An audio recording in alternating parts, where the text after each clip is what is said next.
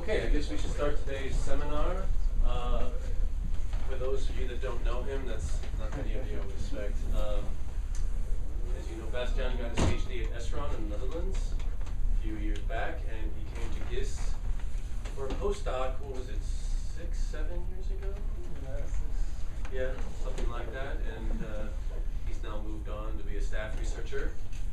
And he's going to give us today's lunch seminar, which you all know Bastiaan helps to organize with myself and Yuhan. And he's going to talk about ice clouds and all their fascinating optical properties. Yes, if you're going, optical phenomena, optical properties, and remote sensing of ice clouds. And so I will talk a little bit about these optical phenomena. So this is an amazing picture. It's clouds that appeared right after Hurricane or Tropical Storm Sandy. So they're probably ice crystals that came from the outflow of Sandy. And there are many very rare halos or optical phenomena that you basically never see anywhere else than in the Arctic or in Finland and so on. So the three subjects, and I have kind of an ambitious program. The subjects: optical phenomena, optical properties, and remote sensing. And I will try to summarize basically these 4 papers that I've written over the years, which might seem ambitious, but they have a common basis. And so I will spend most of my time on this common basis. If I treat you a little bit like kindergartners, that's because I gave a career day talk this morning on at the school of my son. So if I get confused, then let me know. So yes, I will talk about these optical phenomena. So, like I said, most of these halos or these optical phenomena are pretty rare to see. Although this one here is the 22-degree halo. That's actually not rare at all. Although statistics are a bit poor, there is a paper by Kenneth Sasson et al. Where they looked at 10-year photographs of the sky towards the sun, collocated with a LiDAR, so they knew there were ice clouds, and they tried to see how often you see this 22-degree halo.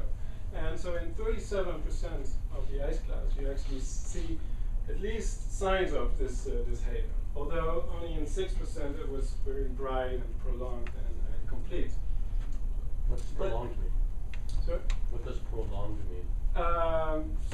Yeah, I don't know what time range, but so they see it in probably subsequent photos. I think they have photos every 3 hours or so. So that's probably if they see it in one and not in the next photo, it's probably not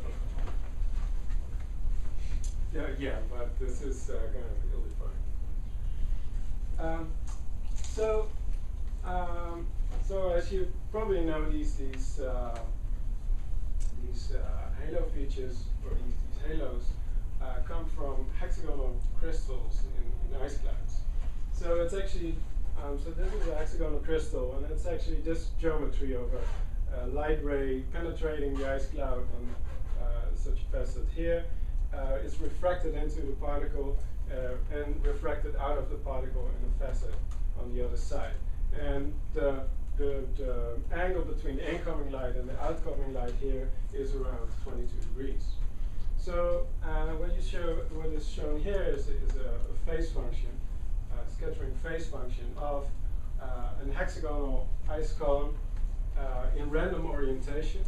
So even if you randomly oriented the ice crystal, this geometry is still a very probable geometry of scattering. So this basically gives you the probability of scattering in a certain direction if a light ray hits such a particle. So, and here you see a peak at 22 degrees. So this is basically forward scattering. So this is light that's coming from the sun, it's directly coming towards you. And this is here, it's light that has a 22-degree angle from the sun when it's coming to your eyes. So, and if we zoom in this picture, you can also see that I plotted 3 different wavelengths. And you can see that because of the difference in refraction, there's also a difference in the angle where the peak is. So that gives you this rainbow-like color. There's another peak popping up here. This is around 46 degree, and that actually also can give a halo, which is shown here. If you can see it. And there's also a halo shown here. So this is in Finland, where you can see these things sometimes. But again, these statistics by Kenneth Sasson showed only 0.4, so basically only a handful of cases within this statistics showed this 46 degree halo. And we'll talk a little bit more about that. Sorry, I have a question yes? about the picture. There is like intense lights. Yeah, there. What is that? That's due to oriented particles, oriented plates.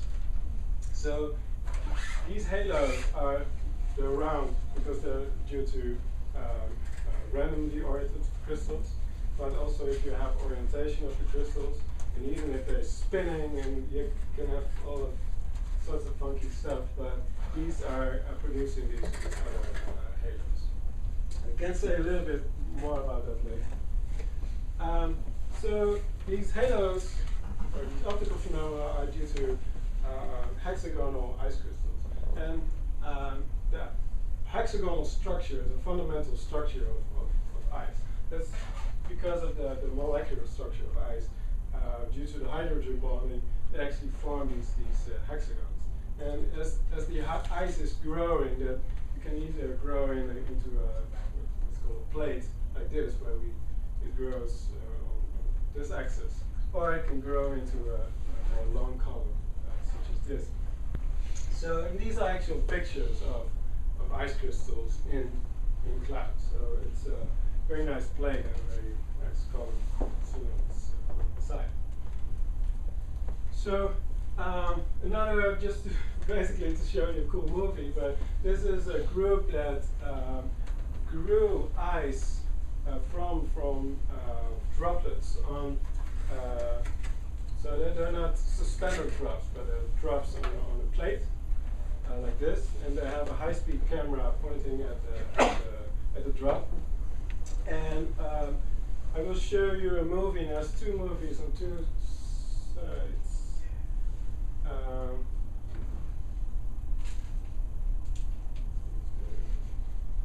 There you go.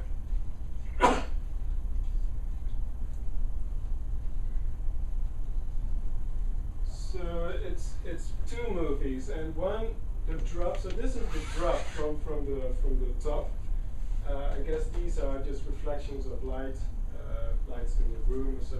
But one drop is starting to freeze here on the side, and one drop is starting to freeze here. And I want you to focus on this one, because that is freezing in a non-random fashion.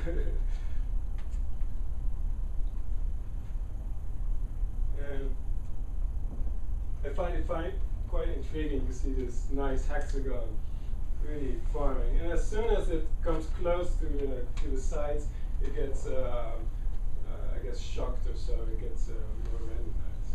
So that's just a cool movie, and to convince you that ice is, at least the fundamental structure of ice is hexagonal. You can actually see this. So these are cell phone images that I made when we had a snowstorm on 3 January. And I catch some of the crystals on my jacket. And as you see here and here, these are really nice hexagons. And this is with a zoom in of another photo. It's a really nice hexagonal plate. So I'm excited about these things. This is a photographer which we made more zoomed in photos also of just falling snow. So you see this very nice hexagon here. But with some more sophisticated instruments, you can also make photos, basically, individual images of individual crystals in ice clouds. So it's the cloud particle imager made by a company called SPAC, and it's mounted here on this aircraft, and has multiple other probes that also measure size distributions and so on. But this probe is basically in all campaigns that focus on ice clouds. So it's a great probe because you can really see what kind of ice crystals there are. Because although hexagons are the most fundamental shape, you do see of these. So these are basically columns here. You do also see these basically aggregates of columns. So this is called bullet rosette, where the aggregates are coming basically radiating from one common center, bullet rosettes. But you also see these lumps basically that really don't look like that much of a hexagon. And this is another example. Just this quite random example. So again, you see these would resemble like bullet rosettes. But yeah, you also see this funky structure here that doesn't look like a hexagon at all. And there's occasional nice plate popping up also. So another thing that's to worry about basically is that ice is not always very smooth. So when ice grows, it can actually grow these grooves. So these are scanning electron microscope images by Stephen Nashiba at the University of Puget Sound. I pronounced it correctly.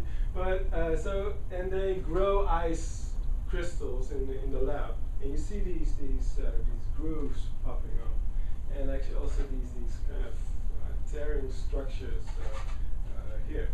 So, and this is actually important for the optical properties or the scattering properties of these ice crystals, because if you simulate such a rough particle, if you simulate the light scattering on such a rough particle, you don't see this 22-degree halo. So if you would look at the sun, you just see the sun. Because that basically randomizes the ingoing and outgoing light rays. So just one side step, I want to very briefly explain how we actually, or at least a way to simulate these radiative properties of ice crystals. And that's by ray tracing, which is basically just a Monte Carlo simulation applied to an ice crystal. And it's assuming geometrical optics. So it's really just a refraction of light into a particle or a reflection onto a particle, and also diffraction around a particle. So if you shoot enough rays or photons at these crystals, you basically can simulate such a scattering phase function. And then a way to parameterize this roughness structure, or just a general distortion of the whole ice crystals away from a nice hexagon, is to perturb basically when you have an incoming ray, so an incoming ray on a facet, at every interaction with a facet, you tilt the facet in a random fashion. And if you do that for in a Monte Carlo simulation, then you get a randomized, basically a randomized structure on the surfaces. And you can specify basically this maximum tilt of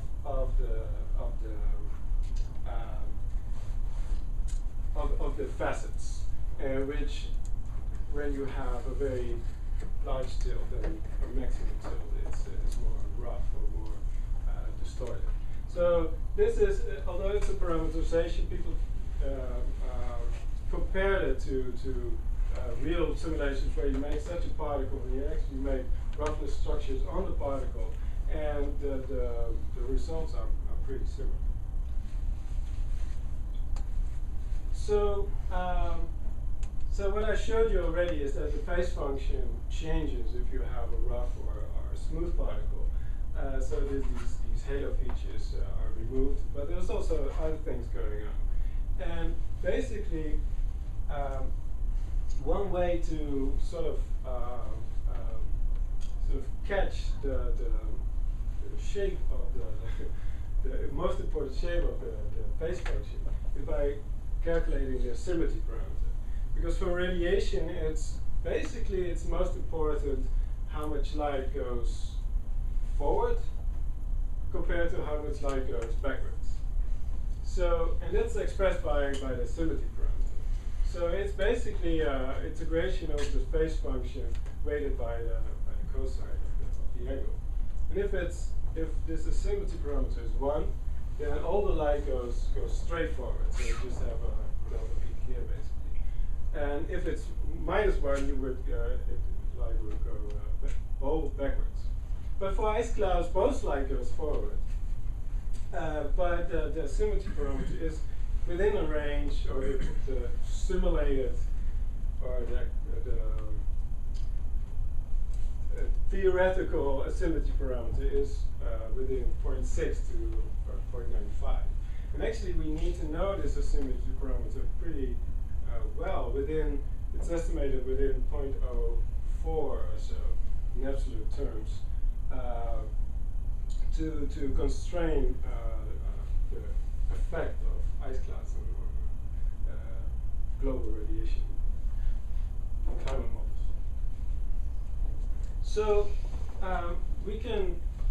so this is a plot of this symmetry parameter, which depends on this distortion. So this parameterized distortion, and it also depends on the aspect ratio of the particle. The aspect ratio is basically the length of a column, or the flatness of a plate. So what you can see is we get the smallest symmetry parameters for very compact particles, and also for compact rough particles. You get very low value of the symmetry parameter. And it goes up if we have very smooth or pristine particles with more extreme aspect ratio. So very thin plates or very long columns. So a lot of groups over the years try to simulate basically the optical properties of ice crystal, and they're basically all based on these CPI images. It's just looking at these CPI images and trying to figure out what crystal shapes you have in nature, and to basically mimic them in your optical property simulations. So we have the simple columns and plates. We also have some hollow columns with some cavities in them. This is a representation of the bullet rosette type. Aggregates of bullet rosettes, aggregates of these columns, plates, hollow bullet rosettes, and these funky things here, which are fractal structures, and these are called the volume buckyballs.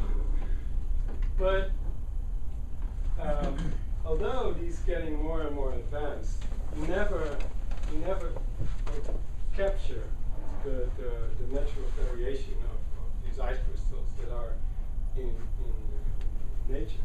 So you, for instance, a bullet rosette can have 6 arms or 8 arms or 18 arms for Rhino. So, and also that an aggregate of columns can aggregate in any shape or form. And the aggregates, or the columns within an aggregate, can be long or thin or whatever. So what we did learn about all these simulations of optical properties of these ice crystals is that the scattering properties actually mainly depend on just two things. It's the aspect ratio of the hexagonal components. So if we have a bullet rosette, for instance, it doesn't matter how many bullets are on the rosette, and it doesn't really matter how they are attached to each other. What is important is the aspect ratio of the individual bullets, the individual column-like structures in such a rosette. And the same is true for aggregates of plates and so on. And the second thing that's very important is this distortion or roughness, or so we need to know we have to have some information about this crystal distortion level. And then actually, this is actually just an example of that idea. So this is, again, the symmetry parameter, color-coded.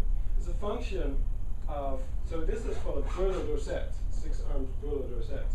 And this is as a function of the aspect ratios of the components of such a bullet rosette, and as a function of distortion. And this is the symmetry parameter of just a single column. And you can see, although the values are a little bit lower here, but it has a very similar, basically the same behavior with respect to the aspect ratio in the distortion. So we can, in summary, we can use these simple hexagonal plates and columns with varying aspect ratios and varying distortion levels. We can use those as radiative proxies for all the complex ice crystals that are in natural clouds. And this greatly simplifies the calculation and the parameterization and the remote sensing of the optical properties of such crystals.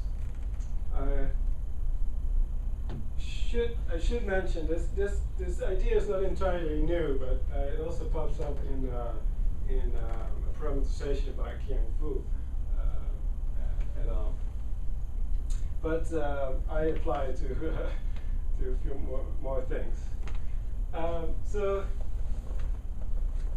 that was basically the introduction, and now I will very briefly highlight basically the application of these ideas to calculation of optical properties, optical phenomena, and remote sensing. So if we look at the optical properties of ice clouds, it's basically the three fundamental optical properties are the optical thickness of the cloud, single scattering albedo, so that's the measure of absorption in the short wave. Okay, I'm talking, so I have to say this is true for, basically this is true for short wave radiation. So I'm not, right now I'm not talking about infrared radiation, which is a little bit different. But anyway, so optical thickness, single scattering albedo, which is measure of absorption, and the scattering phase function, or just a symmetry parameter, is a fundamental parameter. And so the optical thickness of an ice cloud is basically determined by the total projected area of all the crystals in the ice cloud. And the single scattering albedo is mostly dependent on ratio of the volume of the ice crystals and the projected area of the ice crystals. And this is basically called the effective radius of the ice crystal size distribution. And the symmetry parameter, like I showed, is mainly dependent on the shape, but we can reduce that. So the symmetry parameter is mainly dependent on the aspect ratio of the particle and the distortion of the particle. So it would be nice to basically parameterize the optical properties of the ice crystals in terms of these simple microphysical properties of the ice crystals. So that's basically what I did in this paper, and so really describing everything that is in the paper is another talk. But so basically, what I did for the symmetry parameter, this is actually a pretty systematic and simple picture. So I took a kind of a two-step 2D fitting approach to fit these this behavior. And then, so then I have the symmetry parameter as a single wavelength, and I have some correction factors to correct this for other wavelengths. The single scattering albedo, like I said, it's mainly dependent on the volume to area ratio. And this parameter here is actually for single particles. So of single particles, the single scattering albedo, which is plotted here, is dependent on the volume and the projected area of that single particle. And as you plot it for different wavelengths, you get nice functions like these. And what is usually done to parameterize these optical properties is these functions are fitted for different bands. But what I did is I actually took a different parameter, which I called the absorption size parameter, which is also the volume over area ratio, but multiplied by the imaginary refractive index, so the absorption of the particle, divided by the wavelength. And so this is a dimensional parameter. And if you plot, so this is the same data plotted here. So if you plot all these functions here, if you plot the function of this parameter, they're all basically all collapsing on one line. And this line is fitted with a very simple exponential function. So for basically for any wavelength, you can if you know this parameter, you can deduce the single scattering albedo. It also depends a little bit on the aspect ratio of the particle. So again, I have sort of a two-step 2D fitting approach to get the single scattering albedo for every absorption size parameter and aspect ratio. And so in a nutshell, to summarize this is basically the whole parameterization. And although it looks complex, it's basically a bunch of polynomials, exponential functions, and this is a log normal here. And there are two small tables here. The point I want to make is I can fit the whole parameterization on one slide. Bastiaan? Yeah? Just out of curiosity, because in one of your pictures you showed, the dependence of, for instance, the symmetry parameter on the total projected area and the effective radius and the distortion or the aspect ratio, but you didn't draw a line between the symmetry parameter and the effective radius there. And no. I would expect that it would also depend on the effective radius, but you're saying that's not true. That's because you live in aerosol world, and yes. aerosols are very small. Yeah. I live in an ice crystal world, which ice crystals are big. And yes, I assume geometric optics here. So most of the ice crystals the dominating ice crystals, basically, in natural clouds, are within this geometric optics regime. And geometric optics is scale invariant, so it doesn't depend on the size. Okay. So, and this is with a little help from Will. Where's Will? Will. This is my first Python code. So this is the whole code for this parameterization, and so other parameterizations can give you also the optical properties, but for basically selected wavelength bands and selection of aspect ratios, and also a selection of distortion parameters, mostly just pristine particles or very distorted particles. But so this parameterization is very flexible, and it can give you the single scattering albedo and the asymmetry parameter, and basically also the extinction coefficient, which is then just 2 because it's geometric optics. But for any combination of volume, projected area, aspect ratio, distortion, and any wavelength in the shortwave. So this is being implemented in the GISS cloud resolving model.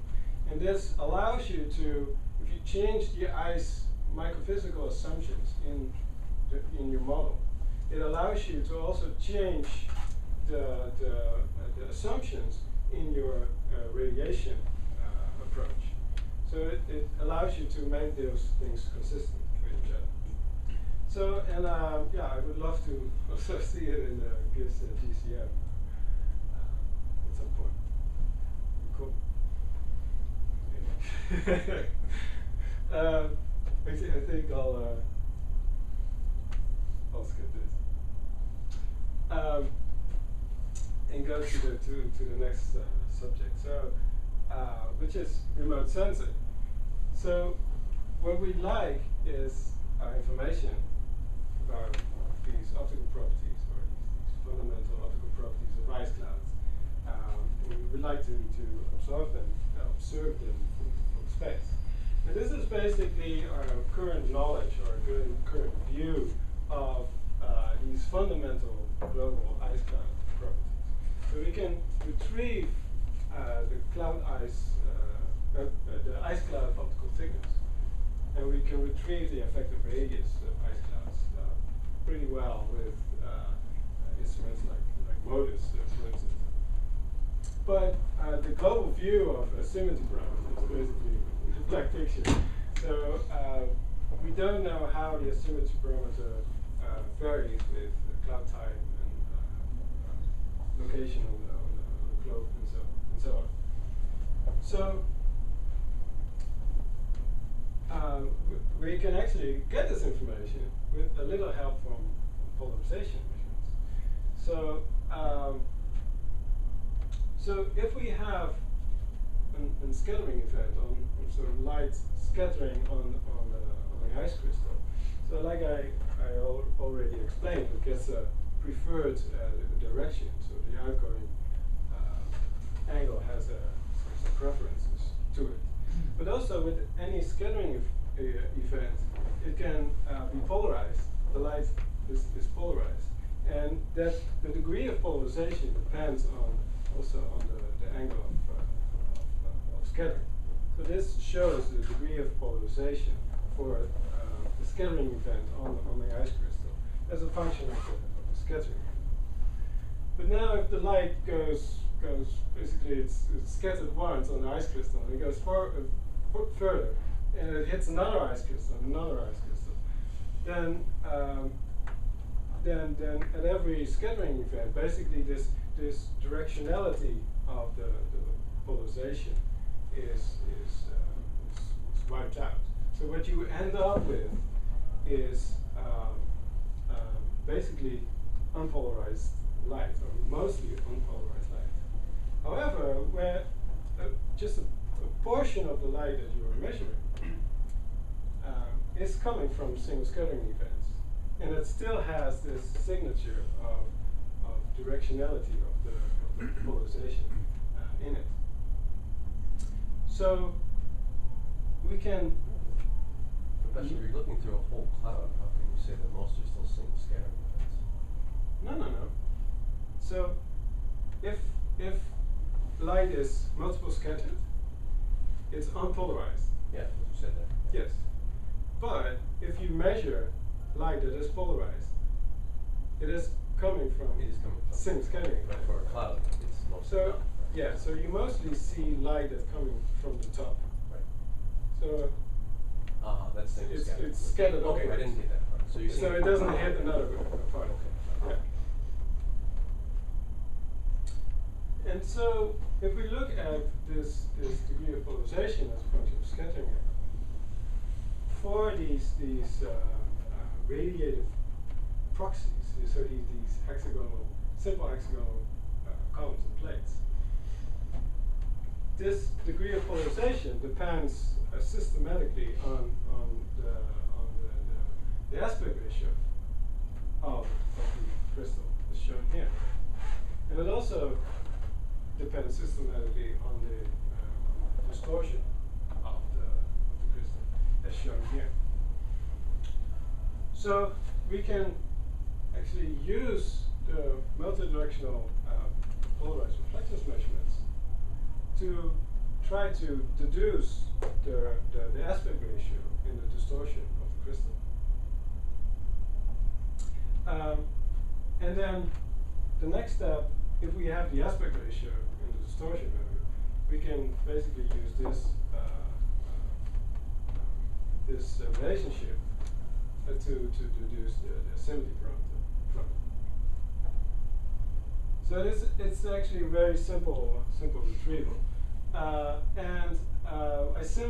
tested this on simulated data. So I took optical properties of many complex ice crystals and also some mixtures of those ice crystals. And so I know the asymmetry parameter of these crystals within the simulated measurements. And this is then, with this approach, to retrieve the asymmetry parameter. And then I tested, so it's for smooth and rough and very rough particles. So for basically all these particles, I retrieved the asymmetry parameter within 5% or so, which is within the limit of what's needed to constrain the global, the radiative effect of global ice caps. So that's one test on simulated data, and I also tested this on data from our research scanning polarimeter, which is an airborne version of our Glory APS instrument, which is in the ocean. People don't know after a failed launch. So I tested this on this data, and well, this is just a summary, but so it was flying over a convective system shown here. So this is a radar view of a convective system that it flew over, and it can retrieve the optical thickness and also the size, but also the asymmetry parameter, distortion, and aspect ratio. So the interesting thing here is that the aspect ratio that we retrieve is very close to 1. So very compact particles in this convective system. And if we compare this with the CPI images that are collected in the tops of these clouds, you also see many of these rather small, very compact crystals. So at least it's consistent with other observations in this cloud. So this was airborne measurements, and the goal is to apply this to global measurements. So for this, I use a combination of a French polarimeter, the Polder instrument on the Parasol platform, combined with MODIS data, so I can also retrieve the size of the crystals, which is not possible with Polder. So these are in the A train, so I can combine measurements of these two instruments. And this is just a very preliminary global results that I did for just 6 days of data. And I averaged everything over latitude, but eventually I want to make, if granted, if our proposal is funded, we say it this way, I would like to look at the whole globe and basically figure out what is the variation of aspect ratio distortion, especially asymmetry parameter, looking at different clouds, looking at different cloud top heights, and also looking at different atmospheric conditions where these clouds live in. So, but for now, so there I see some variation of the mean asymmetry parameter as a function of latitude. So you see in the tropics, you see these low values here, also around -30 and 30, you see these low values. And there's some systematic difference between over land and over ocean. But again, these are preliminary results. Then, finally, going back to optical phenomena. So again, this is if you see it, so there's a nice 22-degree halo. So the question basically is, so we see these CPI images with all these quite distorted particles, and we know there's roughening happening on these ice crystals. So, but on the other hand, these 22-degree halos are pretty prevalent. They're pretty. You see them quite often. So why are these halos so common? Well, we know that the crystals are very often not pristine hexagonal crystals. So, and again, I will just summarize it, but what I did is I took what's called halo ratios. So that's basically the strength of the scattering phase function at 22 degrees, where the halo is, divided by the value at right outside this halo. So if the halo is there, the halo feature is in the phase function, then this ratio is at least greater than 1. And if it's not there, then it's 1 or even lower. So these color codes are this halo ratio as a function, again, for these proxy particles, as a function of the aspect ratio and the distortion. So, and this is for the 22-degree halo, but I also did it for the 46-degree halo. And this is actually, it's very similar to what Valery Cherbakov did last year. And what you see is that, so these red colors indicate very strong halo features. So for pristine particles with roughness below 0.05, which is basically pristine, you see strong halo features. And also up to maybe 0.15, you still see some of these halo features persisting in these phase functions. But above that, it's basically you don't see any of these halo features. And if we look at a 46-degree halo, it depends a little bit more on the aspect ratio. But still, for these pristine particles, you see quite strong halo features. So one question that he also asked is, so if we want to explain this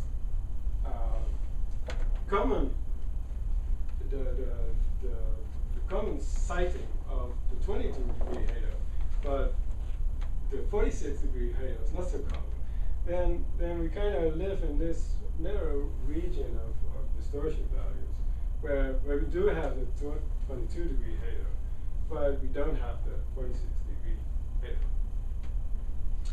But so, and there are some multiple ways to explain this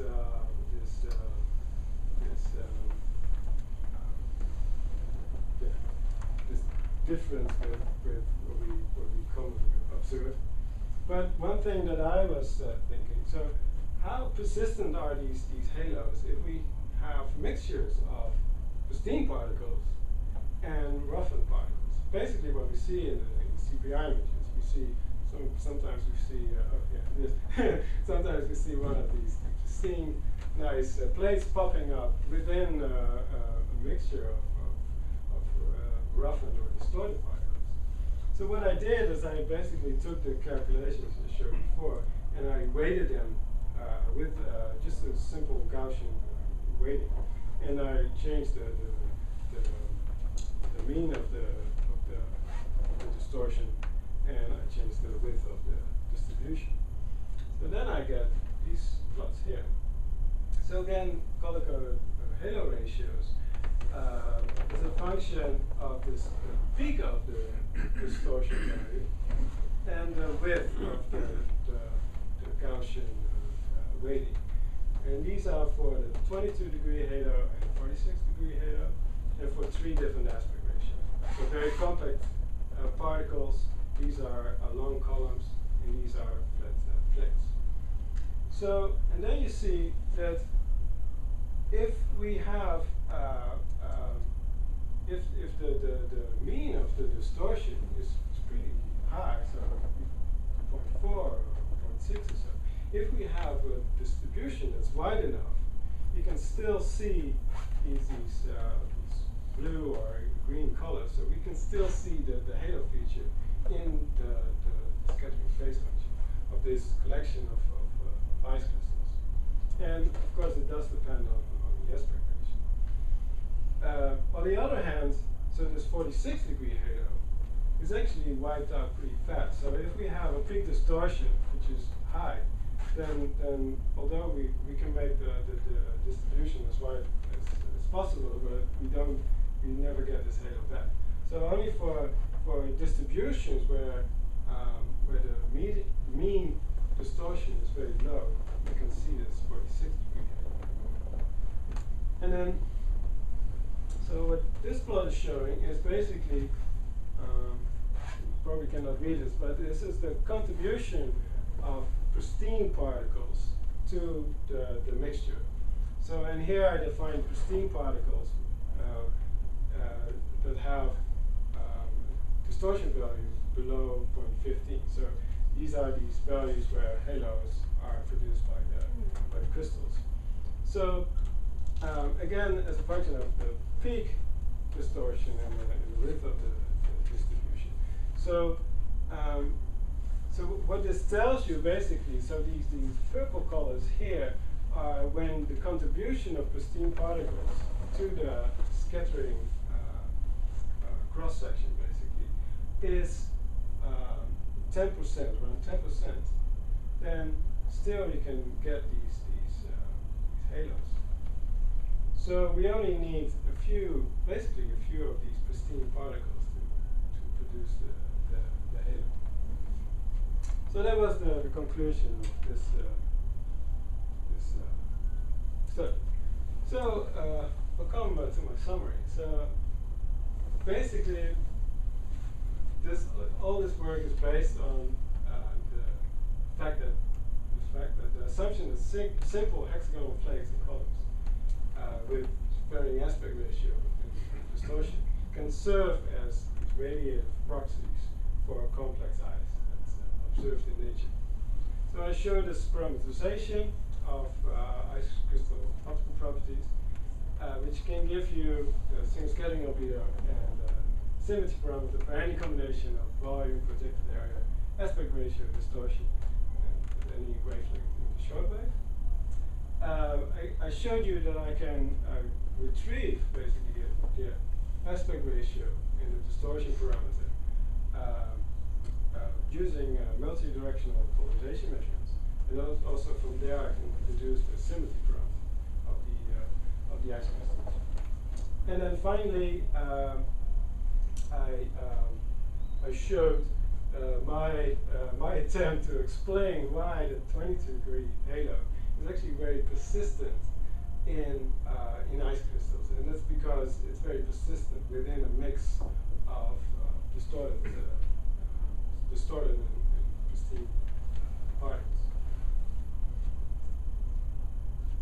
So that was it. I can talk a little bit about these halos. Someone asked about this one here and others. But so what the whole talk was basically assuming a random orientation of ice crystals, and in most clouds that's assumed to be a good assumption. You can say it this way. But you do often have some orientation of crystals. And these oriented plates and columns can give other optical phenomena in ice clouds. So, and actually, these ones, this one and this one, are called the sundogs, and that's something also very often see. So this is not very rare.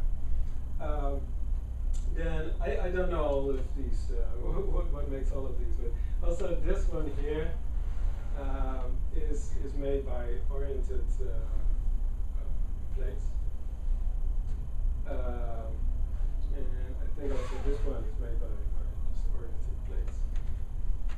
But you also have some funky ones. So this one, which is produced by columns that are not only just oriented in like on this plane, but it's oriented with one of the base pointing horizontal, and the columns can rotate on one axis. So apparently these conditions exist in clouds, and you get these features coming from there. And also, I think these features here are from rotating crystals. So there's a lot of other things going on in some conditions. But like I said, these halos are very rare. At least most of these are very rare. You do see some the sundogs quite often, but still. The 22-degree halo is much more prevalent. So most of the crystals are really oriented. So you think 22-degree halos are more common than sundogs? Yes. Well, Why? Why? Yeah. Because you most often have randomly oriented plates and columns. I see sundogs far more often than halos. You know, if you look at the. Well, I see halos far more often. There you go. But okay, so You don't see many. So the statistics, like I said, the statistics are very poor. But this Sussen paper, he actually also he lists basically all of these halos, and he also has sundogs. So and those are less in this statistic. They are less than halos. And you must also know that these sundogs are pretty bright. So you would maybe also see them more clearly. And often you see just parts of the 22-degree halo. So it is quite rare to see, like Kenneth Sussen also showed in his statistics, it is quite rare to see the whole circle around the sun. But parts of it you see very often, and I think that you see them more often than the sunlight. I'll show you the paper and send you the paper. Good question.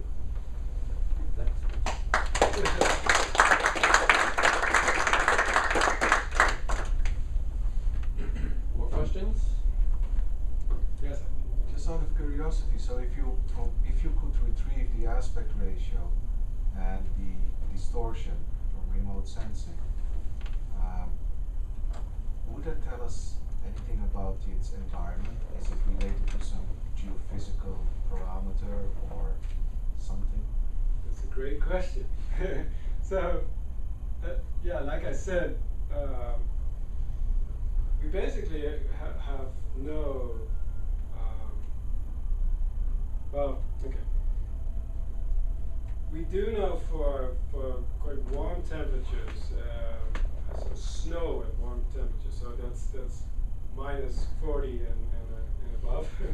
That's called warm these days, but we do know if we grow ice crystals at a certain temperature and a certain humidity, then it can grow as a plate, for instance. At a certain temperature and relative humidity, it grows as a plate. And other combinations of that, it can grow as a column, for instance. And you have some more ice shapes that grow at certain combinations of temperature and relative humidity.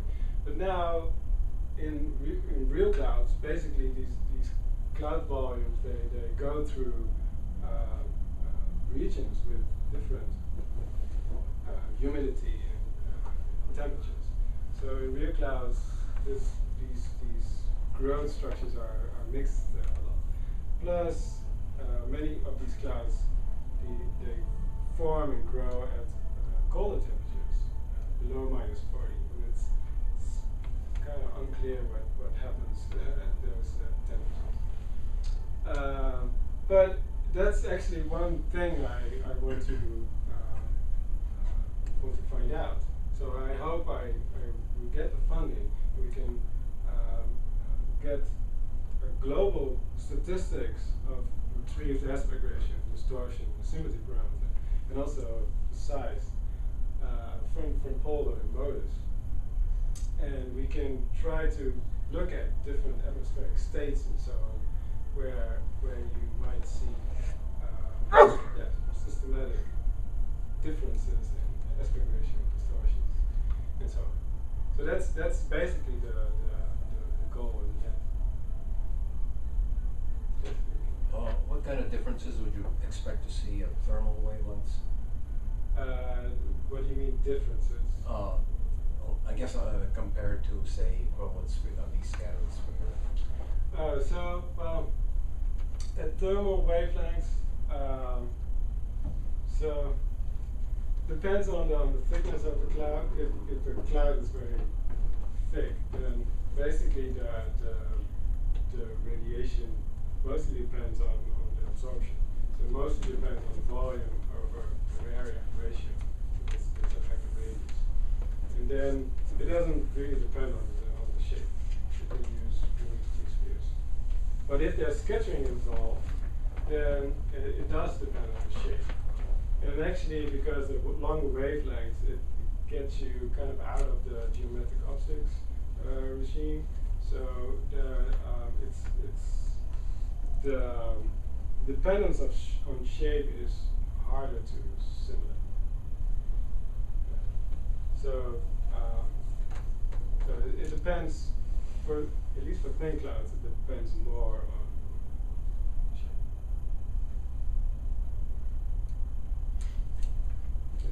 Regarding polder, right? So we use polder data. Yes. You say a little bit more. So the first question is, data accessible directly, or you need special procedures to that?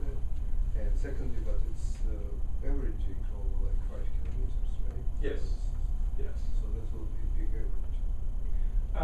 Yeah. So the first question, it is public data. Although, so I collaborate now with people from the polar team, because they also have already a database with combined polar and modus data. So they average, basically they average modus data over the polar pixel. And This so is not public data. that is not public. Well, it is. I mean, you have to just talk to people and then you get it. So, but that's not public. But and that's in the end what we will use for the project. Right now, actually, I made my own polar modus combined data set. And And the second Average, question. average. Oh yeah, averaging. Sorry. Yes. So that's that is a downside for polar. However, so at least if you look at polarized measurements, so if most of your polarization may come from the cloud. So although you have just one cloud in your scene, then the signal that you see comes from that single cloud. So for polarization measurements, it might not be such a problem. But on the other hand, yes, we like to observe the more extended ice caps, and you would miss the smaller ice caps. So yes, and measurements with smaller pixel sizes, it's always more desirable. But it's and for now, it's polar is the only polar emitter. Well, now polar is actually not in space anymore. They burn it up. So it was the only polar emitter in space. And there are also more downsides to polar. It's not as nice and accurate as we would have gotten with our glory APS. But on the other hand, also we apply this method to our speed measurements, so the airborne version of APS. And there, of course, the pixel size is very small. So there you get a very detailed view of the clouds. Any more questions? Have you looked at dust clouds? I presume you can tell the difference between a dust cloud and an ice cloud fairly easily. Yeah, so dust is the smaller particles and the hexagonal structures. So also in the polarization structures, you see polarization, or degree of polarization due to hexagonal ice crystal. You see structures that are coming from the hexagonal structure of the ice crystal. So you can distinguish them to basically spheroids that are used for dust. But I didn't specifically look at the distinction, how to distinguish ice caps from dust. But yeah, I think you can distinguish them from using polarization.